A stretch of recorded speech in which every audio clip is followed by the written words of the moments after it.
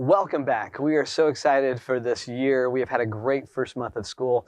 Each month we come out and we do a 3-2-1 update, and it's really just to make sure that you're informed with the most updated information in our district and also some wayfinding tips to get connected and find belonging in our district, in this community, and also just an encouragement to your family.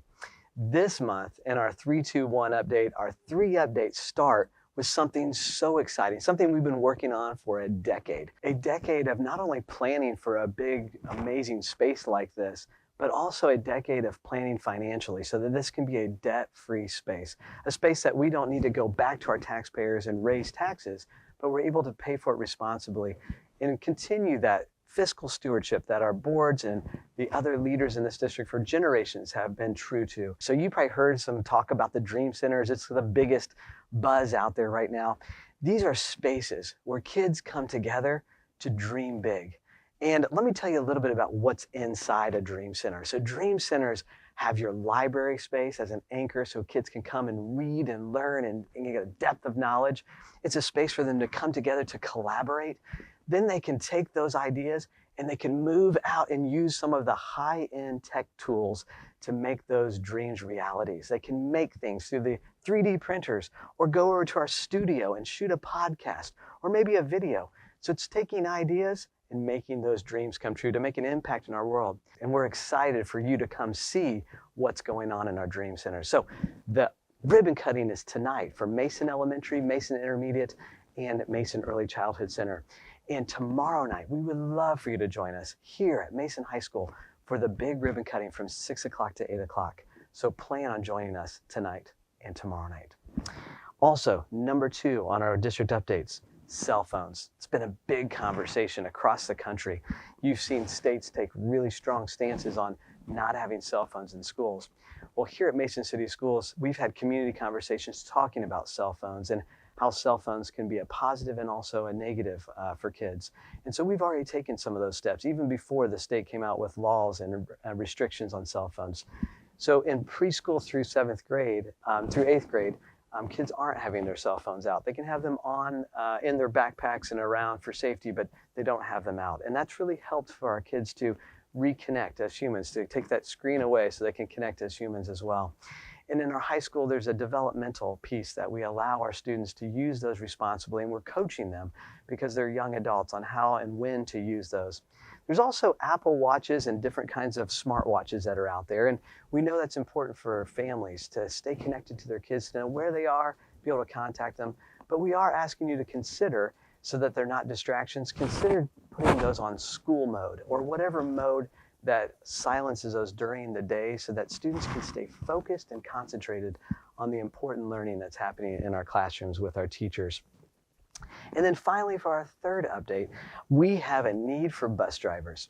As you know, we have our own bus fleet here at Mason City Schools, and our Board of Education has supported us having our own bus fleet, and it's wonderful. But we need bus drivers for that to work, and we need people to sign up. And the good news is we have a $2,000 signing bonus. So if you are interested in driving a bus and to greet our students in the morning and to bring them home after a great day of learning, consider being a bus driver here at Mason City Schools. And for this month's 2 wayfinding tips, the first is a tip to really just find your way around the district and how things work. And the second is a tip of the hat to someone who's really living out comic culture here at Mason City Schools. 3 ways to report attendance. This is that time of the year where kids start to feel maybe a little sick or get a cold or a fever, and you need to report their absence. And so here's how you do it. There are 3 ways. First, you can call that absence in. Second, you can actually report that on our website. And third, you can use a Safe Arrival app to report that absence. So there's 3 ways to report those absences. And we obviously want you to stay healthy. So get sleep, eat healthy, and make sure you're at school if possible.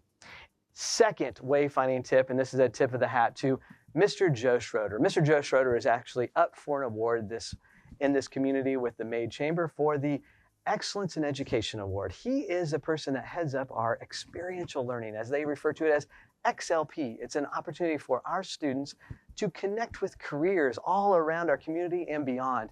It gives them internships, experiences, so they can find their way in the world. Congratulations, Mr. Joe Schroeder.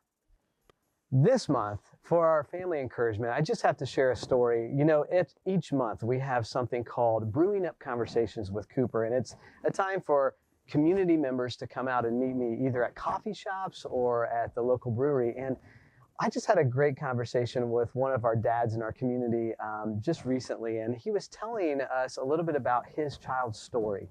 And here at Mason City Schools, every story matters. And he was saying, if my child's a little shy, like how do you get them connected in things? And I just have to tell you from my perspective and my family story, we have 4 kids and they're all very different. And I would encourage you to just try as many things as possible with your kids, especially when they're young.